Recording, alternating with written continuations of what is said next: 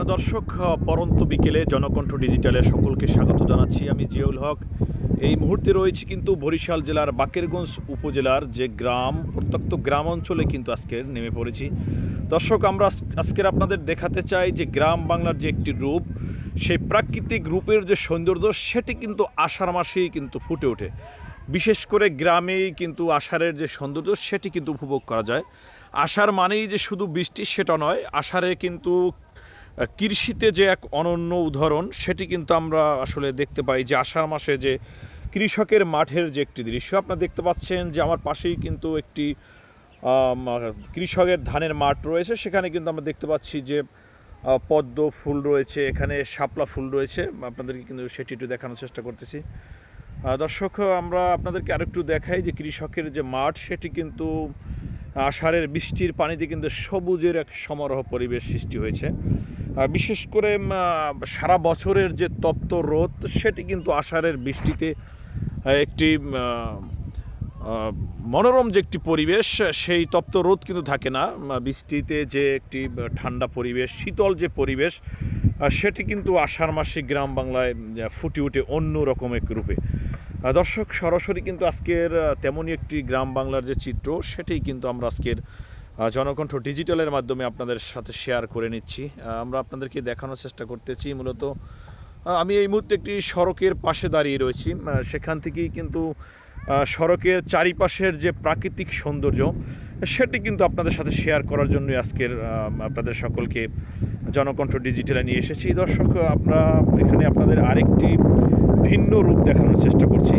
আসলে আষাঢ় মাসে যে প্রাকৃতিক যে রূপ, প্রাকৃতিক যে সকল কৃষকের উৎপাদিত ফসলের পাশাপাশি যে প্রাকৃতিকভাবে কিছু বেড়ে ওঠা, সেইগুলো কিন্তু আসলে আষাঢ় মাসে গ্রামে ফুটে ওঠে। আপনাদেরকে দেখাচ্ছি। ওয়ালটন এখন দেশের সীমানা পেরিয়ে পৌঁছে গিয়েছে 50টিরও বেশি দেশে। ওয়ালটন, ঘরে ঘরে বিশ্বজুড়ে। আপনারা দেখতে পাচ্ছেন যে আমার সামনে এখানে কিন্তু কিছু গ্রামীণ সড়কের পাশে কচু গাছ দেখা যায়। আমরা দেখতে পাচ্ছি যে বৃষ্টিতে কিন্তু কচু গাছগুলো দুলতেছে। বিশেষ করে পাশেই কিন্তু আপনাদেরকে দেখানোর চেষ্টা করতেছি যে এখানে কিন্তু হোগল বন রয়েছে। আপনাদেরকে সেটি দেখানোর চেষ্টা করছি। এবং আষাঢ়ে কিন্তু যে কৃষকদের মাঠ, সেখানে কিন্তু ছলমল যে বৃষ্টির শব্দের পাশাপাশি যে পানি, সেটি কিন্তু আমরা আপনাদেরকে দেখানোর চেষ্টা করতেছি। যদিও আজকের মেঘাচ্ছন্ন পরিবেশ, বৃষ্টি নেই, তারপরও সেই মেঘাচ্ছন্ন পরিবেশের গ্রামীণ যে চিত্র, সেটি কিন্তু আমরা দেখানোর চেষ্টা করছি। দর্শক, চলুন আমরা পাশেই এখানে দেখতেছি যে গ্রামীণ কিছু তরুণরা এখানে মূলত সেই যে ফুটবল খেলা, এখানে সেই ফুটবল খেলার একটি মাঠ রয়েছে। সরাসরি আমরা সেই ফুটবল খেলার মাঠে আপনাদেরকে নিয়ে যাচ্ছি। দর্শক, সরাসরি কিন্তু সেই গ্রামীণ যে জনপদ, সেখানে যে কিশোর তরুণরা রয়েছে, তারা যেখানে একটি ফুটবল খেলার আয়োজন করছে, সেই খেলাটাই কিন্তু সরাসরি আপনাদেরকে শেয়ার করে নিচ্ছি।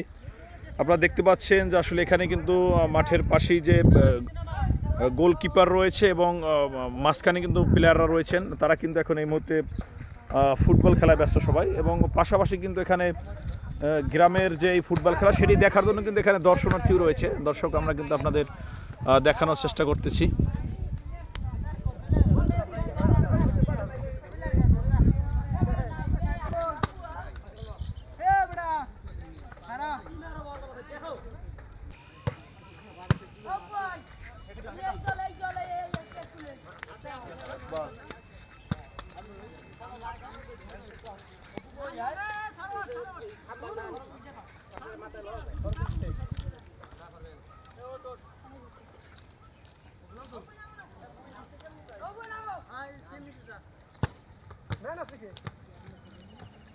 হাসান, এই ফাস্টা, এই বেটা ফাস্টা। হাসান, এই হাসান মিয়া, কি তোর অবস্থা ইয়া? এই সময় আস্তে তো যায় না।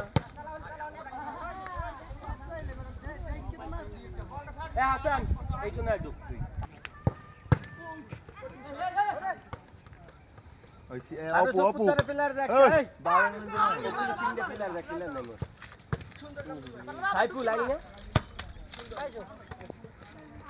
দর্শক, এই কিন্তু ছিল আজকের যে আষাঢ়ের যে পরন্ত বিকেলে গ্রাম বাংলার যে চিত্র, সেটি কিন্তু আমরা আজকের আপনাদের দেখানোর চেষ্টা করতেছি। তো আজকের কিন্তু আমরা ছিলাম বরিশালের বাকেরগঞ্জ উপজেলার একটি গ্রামীণ জনপথে। দর্শক আষাঢ়ের যে রূপ সেটি কিন্তু আপনাদের দেখানোর চেষ্টা করেছি। তো আজকের মতো এখানেই বিদায় নিচ্ছি। আবারও সকলকে জনকণ্ঠ ডিজিটালের পক্ষ থেকে স্বাগত জানাচ্ছি। আমি জিয়াউল হক আকন।